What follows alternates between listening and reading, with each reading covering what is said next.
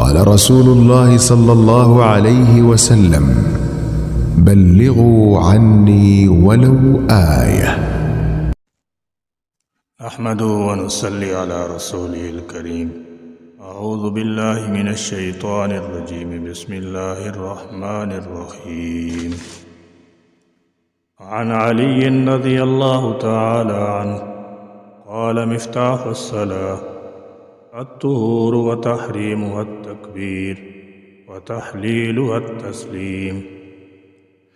سیدنا حضرت علی رضی اللہ تعالی عنہ سے روایت ہے کہ حضرت صلی اللہ علیہ وسلم نے فرمایا: نماز کی چابی طہارت ہے اور اس کی تحریمہ تکبیر ہے اور اس سے باہر نکلنا سلام سے ہے۔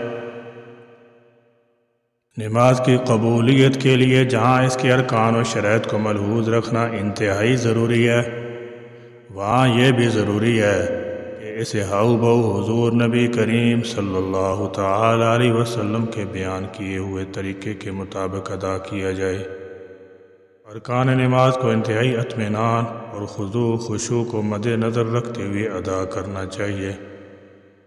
نماز کے فرائض میں علماء امت نے بہت سی چیزیں شمار کی ہیں، مگر ہم 6 فرضوں کو جو نماز کے اندرونی فرائض بھی مشہور ہیں مختصر طور سے بیان کرتے ہیں۔ نمبر 1، تکبیر تحریمہ۔ نیت باندھتے وقت اللہ اکبر یعنی خدا کا نام لے کر نماز شروع کرنے کو تکبیر تحریمہ کہتے ہیں۔ اس تکبیر کے کہنے سے نماز شروع ہو جاتی ہے اور جو چیزیں نماز کے خلاف ہیں وہ تمام حرام ہو جاتی ہیں، اس لیے اس کو تکبیر تحریمہ کہتے ہیں۔ تکبیر تحریمہ سیدھی کھڑے ہو کر کہنا ضروری ہے۔ اگر کوئی بلا عذر جھک کر یا رکوع میں شامل ہو کر تکبیر تحریمہ کہے گا تو نماز نہ ہوگی۔ تکبیر تحریمہ کا ظاہری طریقہ حدیث مبارک سے ثابت ہے۔ حضرت مالک بن حویرث سے مروی ہے کہ انہوں نے بوقت تکبیر تحریمہ حضور نبی اکرم صلی اللہ تعالی علیہ وسلم کو کانوں کی لو تک ہاتھ بلند کرتے ہوئے دیکھا۔ عورت ہاتھوں کو کندھوں تک اٹھائے۔ حضرت عبداللہ بن زیتون بیان کرتے ہیں، میں نے حضرت ام درداء رضی اللہ تعالی عنہا کو نماز شروع کرتے وقت ہاتھوں کو کندھوں تک اٹھاتے ہوئے دیکھا۔ حضرت وائل بن حجر سے مروی ہے کہ حضور نبی کریم صلی اللہ تعالی علیہ وسلم نے فرمایا: جب تم نماز پڑھو تو اپنے ہاتھ کانوں تک اٹھاؤ اور عورت اپنے ہاتھ سینے تک اٹھائے۔ نماز شروع کرتے وقت جو اللہ اکبر کہہ کر نیت باندھی جاتی ہے وہ تکبیر تحریمہ ہے اور وہ فرض ہے۔ اس کے علاوہ ایک رکن سے دوسرے رکن میں جاتے ہوئے جو تکبیر کہی جاتی ہے وہ تکبیرات انتقالیہ ہیں اور وہ مسنون ہیں۔ تکبیر تحریمہ صحیح ہونے کی چند شرطیں ہیں۔ مثلا تکبیر تحریمہ کا نیت کے ساتھ ملا ہوا ہونا، یعنی نیت اور تکبیر تحریمہ کے درمیان ایسی کوئی چیز فاصل اور حائل نہ ہو جو نماز کے منافی ہو۔ مثلا نیت کے بعد کسی سے بات چیت کی یا کھانا وغیرہ کھایا اور اس کے بعد تکبیر تحریمہ کہی تو یہ درست نہیں ہے۔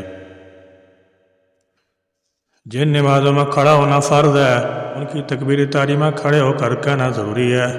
بیٹھ کر یا رکوع کی حالت میں یا رکوع کے قریب جھک کر تکبیر تحریمہ کہنا صحیح نہیں ہے، اس سے نماز نہیں ہوگی۔ تکبیر تحریمہ نیت سے پہلے نہ ہو۔ اگر تکبیر تحریمہ پہلے کہی اور نیت اس کے بعد کی تو نماز صحیح نہ ہوگی۔ تکبیر تحریمہ اتنی آواز سے کہنا ضروری ہے کہ اس کی آواز خود سن سکے، بشرطے کہ بہرا نہ ہو۔ البتہ گونگے کو تکبیر تحریمہ کہنے کے لیے زبان ہلانا ضروری نہیں ہے۔ اللہ اکبر کے حمزہ یا با کو لمبا نہ کرے۔ اگر لفظ اللہ یا لفظ اکبر کے شروع میں حمزہ کو لمبا کیا اور اللہ یا اکبر پڑھا جائے یا اللہ اکبر پڑھا جائے تو اس کی تکبیر تحریمہ اور نماز درست نہیں ہوگی۔ اللہ اکبر کے لفظ اللہ میں لام کے بعد الف کہنا۔ اگر کوئی شخص لام کے بعد الف نہیں کہے گا تو اس کی تکبیر تحریمہ صحیح نہیں ہوگی۔ اگر کوئی شخص تکبیر تحریمہ کی جگہ پر بسم اللہ الرحمن الرحیم وغیرہ کہے گا تو اس کی تکبیر تحریمہ صحیح نہیں ہوگی۔ نمبر 2، قیام یعنی کھڑا ہونا۔ جس شخص کو کھڑے ہو کر نماز پڑھنے کی طاقت ہے اس کے لیے کھڑا ہونا فرض ہے۔ واضح رہے ادرو شرع بیٹھ کر نماز پڑھنے کی اجازت اس شخص کو ہے جو بیماری کی وجہ سے کھڑے ہونے پر قادر نہیں، یا کھڑے ہونے پر قادر ہے لیکن زمین پر سجدہ کرنے پر قادر نہیں ہے، یا قیام و سجود کے ساتھ نماز پڑھنے کی صورت میں بیماری میں اضافہ یا شفا ہونے میں تاخیر یا ناقابل برداشت درد کا غالب گمان ہو۔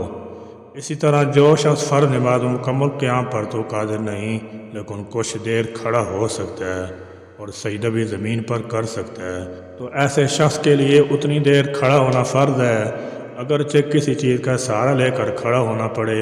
اس کے بعد وہ بقیہ نماز زمین پر بیٹھ کر پڑھ سکتا ہے۔ اگر نماز کے دوران اٹھنے بیٹھنے میں دقت ہو رہی ہو لیکن تکلیف قابل برداشت ہو تو نماز قیام کے ساتھ کھڑے ہو کر ہی پڑھنی چاہیے، کیونکہ کسی قابل برداشت معمولی درد یا کسی موہوم تکلیف کی وجہ سے فرض نماز میں قیام ترک کر دینا اور بیٹھ کر نماز پڑھنا جائز نہیں۔ اور اگر نماز کے دوران اٹھنے بیٹھنے میں ناقابل برداشت درد ہو تو پھر باقی نماز بیٹھ کر پڑھنے کی اجازت ہے۔ ہاں، جو کسی عذر کی وجہ سے کھڑا نہ ہو سکتا ہو اس کے لیے بیٹھ کر یا لیٹ کر نماز پڑھنا جائز ہے۔ فرض اور واجب نماز میں اتنا قیام فرض ہے کہ جس میں فرض قرات سے پڑھی جا سکے۔ نفل نماز میں قیام فرض نہیں ہے، بلا عذر بھی بیٹھ کر پڑھنا جائز ہے لیکن آدھا ثواب ملتا ہے۔ نمبر 3، قرات۔ نماز میں کم از کم ایک آیت پڑھنا فرض ہے اور سورہ فاتحہ پڑھنا واجب ہے، اور فرض کی پہلی 2 رکعتوں میں اور نماز وتر اور سنت اور نفل کی تمام رکعتوں میں سورہ فاتحہ کے بعد کوئی اور صورت یا کم از کم بڑی 1 آیت یا چھوٹی 3 آیتیں پڑھنا واجب ہے، اور فرض کی تیسری اور چوتھی رکعت کے علاوہ واجب، سنت اور نفل کی ہر رکعت میں فاتحہ پڑھنا واجب ہے۔ اگر کسی کو 1 آیت بھی یاد نہ ہو اور نماز پڑھے تو سبحان اللہ یا الحمدللہ قرات کی جگہ پڑھ لے، مگر بہت جلد قرآن کی کوئی صورت یا کوئی آیت فرض کی مقدار یاد کر لینا اس کے لیے فرض ہے، اور واجب کی مقدار یاد کرنا اسے واجب ہے۔ فرض اور واجب کی مقدار اگر قرآن شریف سے یاد نہ کرے گا تو سخت گنہگار ہوگا۔ امام کو مغرب اور عشاء کی پہلی 2 رکعتوں میں اور فجر، جمعہ، عیدین اور تراویح کی وتر کی تمام رکعتوں میں آواز سے پڑھنا واجب ہے۔ ظہر، عصر میں امام کو اور تنہا پڑھنے والے کو بھی قرات اثر کرنی چاہیے۔ ظہر سے پڑھنے کا ادنا درجہ یہ ہے کہ اپنی آواز پاس والے شخص کے کان میں پہنچ سکے۔ قرات میں سنت کی خلاف ورزی اور افضل صورت کو ترک کرنا عام طور پر ہماری نمازوں میں دیکھا جاتا ہے۔ مثلا یہ چیز بہت زیادہ عام ہو گئی ہے کہ ہمارے ائمہ کرام ظہر اور عصر کا تو علم نہیں، مغرب، عشاء اور فجر کی نماز میں قرات کی سنت اور افضل صورت کو چھوڑ کر غیر افضل صورت اختیار کرتے ہیں۔ ایسے اماموں کی ایک بڑی تعداد ہے جو 1 رکعت میں مکمل صورت نہیں پڑھتے بلکہ بڑی صورتوں میں سے 3 یا 4 آیتیں پڑھ کر رکوع کر دیتے ہیں، یا ایک صورت کو 2 رکعت میں پڑھتے ہیں، یا کوئی صورت آدھی پڑھ کر چھوڑ دیتے ہیں اور دوسری رکعت میں دوسری صورت شروع کر دیتے ہیں۔ نماز میں اس طرح قرآن کریم پڑھنے سے نماز تو ادا ہو جائے گی لیکن عمومی احوال میں ایسا کرنا سنت کے خلاف اور غیر اولیٰ ہے۔ اس طرح قرآن کریم کی تلاوت کرنے میں اکثر مضمون کا لحاظ نہیں کیا جاتا، مضمون ناقص اور بات ادھوری رہ جاتی ہے، جیسے کسی کتاب کے درمیان سے 2-4 سطریں پڑھنے کی صورت میں ہوتی ہے۔ اسی طرح مختلف مقامات سے نماز میں قرات کرنا قرآن کریم کی آیتیں معنی اور مضمون کے لحاظ سے ایک دوسرے سے مربوط ہیں، لہذا مختلف مقامات سے نماز میں چند آیات تلاوت کرنے سے بسا اوقات ایسا ہوتا ہے کہ مضمون پورا نہیں ہوتا۔ کبھی کبھی قرات کی ابتدا اور انتہا ایسی آیات پر ہوتی ہے کہ بات بالکل بے معنی سی لگتی ہے، اور ہمارے ائمہ کی اکثریت غیر علماء کی ہے، جو عالم ہیں ان میں بھی بہت کم درس و تدریس میں لگے ہوئے ہیں۔ اس کی وجہ سے معنی و مضمون کی پوری رعایت وہ بھی نہیں کر پاتے، لہذا اس طرح قرات کرنا خلاف اولیٰ ہے۔ ہمیں اپنے طرز عمل کا محاسبہ کرنا چاہیے۔ اللہ تعالیٰ جل شانہ ہمیں صحیح اور حق کے قبول کرنے کی توفیق دے۔ اور میں اپنے معزز ائمہ کی خدمت میں گزارش کروں گا کہ وہ اپنے پیارے آقا صلی اللہ تعالی علیہ وسلم کی نماز اور قرات کے تعلق سے آپ صلی اللہ تعالی علیہ وسلم کا معمول دیکھیں، دوسری طرف اپنی نماز اور اپنی قرات کا جائزہ لیں اور انصاف کریں کہ ہمارا معمول پیارے آقا صلی اللہ تعالی علیہ وسلم کے معمول سے مطابقت رکھتا ہے یا نہیں۔ اگر رکھتا ہے تو خدا کا شکر بجا لائیں، اور اگر نہیں رکھتا تو آج ہی سے اپنے معمول کو تبدیل کرنے کا عزم کر لیں۔ اور یہ پیغام زیادہ سے زیادہ ائمہ حضرات تک پہنچائیں تاکہ ان کی نماز بھی سنت کے مطابق ہو جائے۔ دعا ہے کہ اللہ تعالیٰ جل شانہ ہمیں اور سب مسلمانوں کو دینی بصیرت سے نوازے اور قول و عمل میں اخلاص نصیب فرمائے۔